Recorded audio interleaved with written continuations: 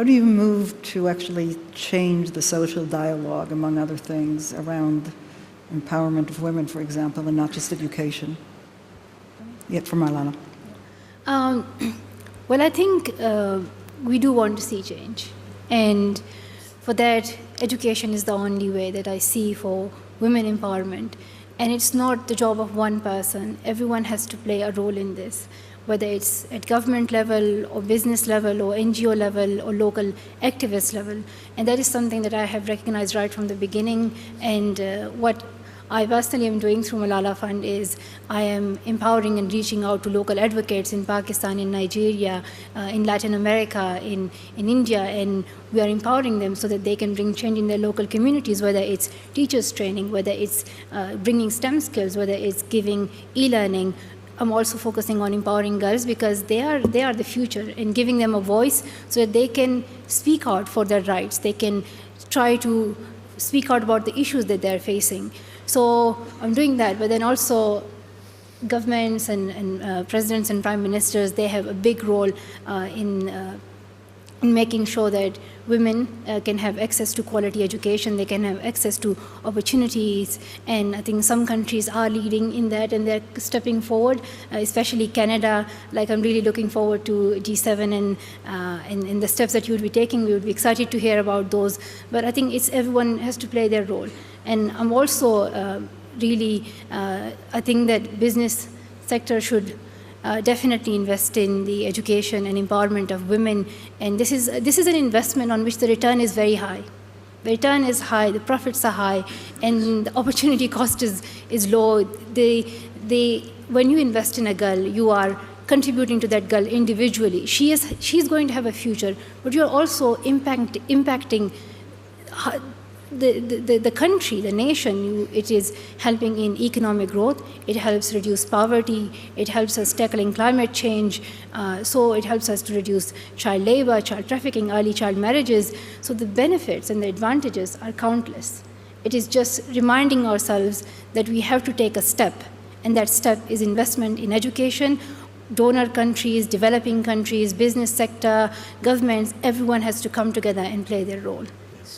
On the Global Partnership for Education, which is such an important initiative that Malala, you're so involved in, it's something that's really exciting, and actually there's a bit of synchronicity to it for me, because 16 years ago at then G8 meeting that Canada was chairing in Kananaskis in Canada, the idea that would become the Global Partnership for Education was actually launched. And what you are doing and what the Global Partnership is doing around the world right now is so meaningful. A few weeks from now in Senegal, there's going to be an announcement of the replenishment of the Global Partnership for Education. And Canada is pleased to announce that we're going to be pledging $180 million, and we're actually doubling our yearly contribution to the Global Partnership for Education.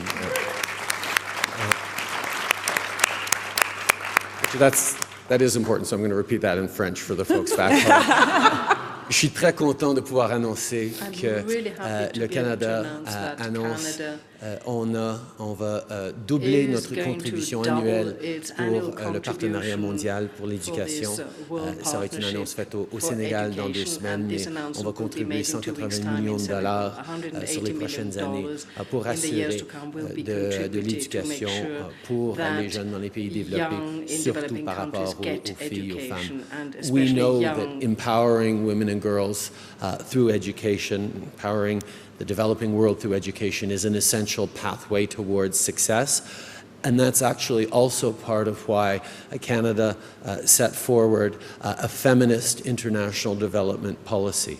We know that as we look to have the maximal impact on improving outcomes for people in the developing world, investing in women and girls not only has been done less than is fair or is necessary over the past years, but is the most effective way of making a real and lasting difference. And that's why we are so excited about the partnership on the Global Fund for Education, Global Partnership for Education, and also the full circle part is this year we're hosting the G7.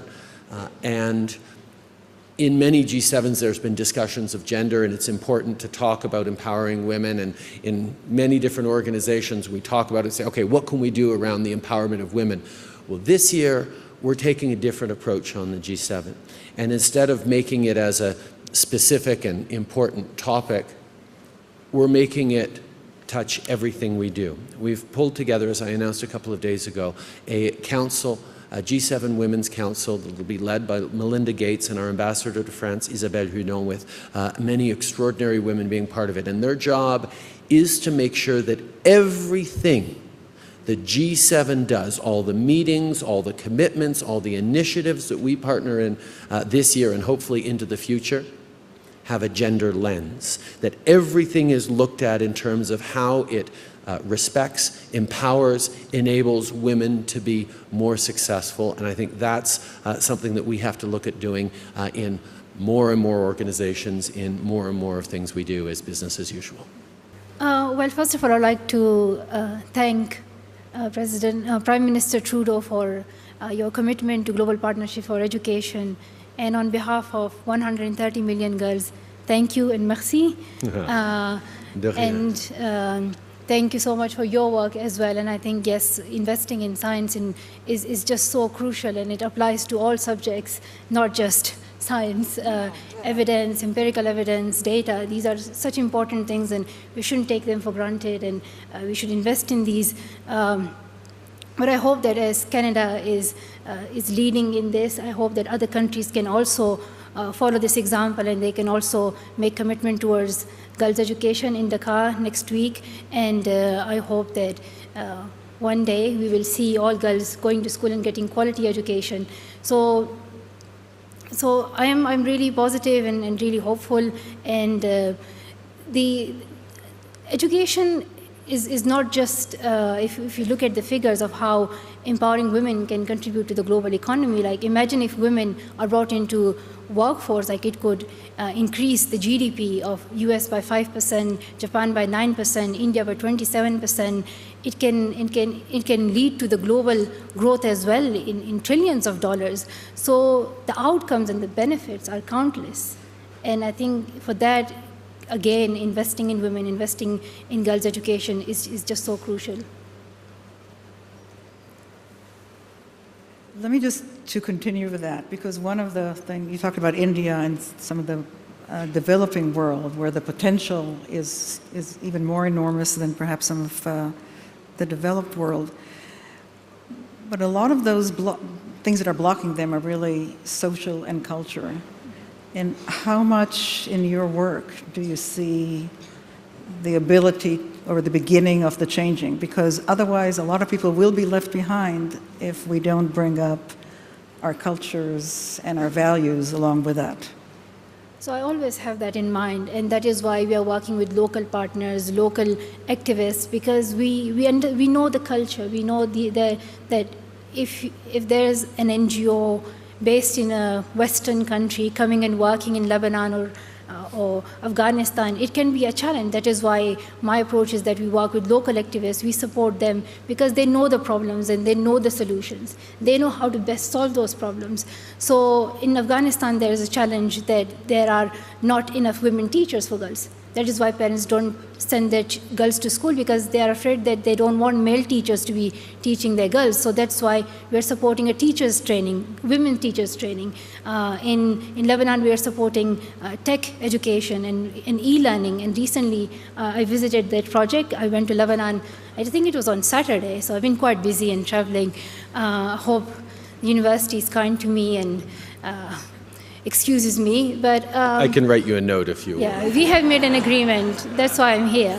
But I hope that, like, I'm giving up my days of school because I want to highlight that the education of women and girls is just so important. I was in Lebanon, and we were in this gathering of around 12 girls, and they were all Syrian refugee girls. And I asked girls the question that what do they want to be in future? And one girl said she wants to be an architect. And I asked why. And that girl said that she wants to be an architect because on the day that she left Syria, she saw her country destroyed and devastated. And that day she decided that she will become an architect, so one day she can rebuild her country. So this is the passion that I see among these girls that gives me courage to continue on fighting for girls' education. And when you meet these girls, whether they are in Mexico, whether they are in Nigeria, in Lebanon, in Afghanistan, these girls are so passionate about learning, about going to school, about getting their education, because they know that that is how they can get their future, because they know that that is how they're going to get empowered. So the empowerment of girls is only possible through quality education, and we have to keep on pushing for this. And I hope as Canada is taking steps that other countries will follow, and they will take an action.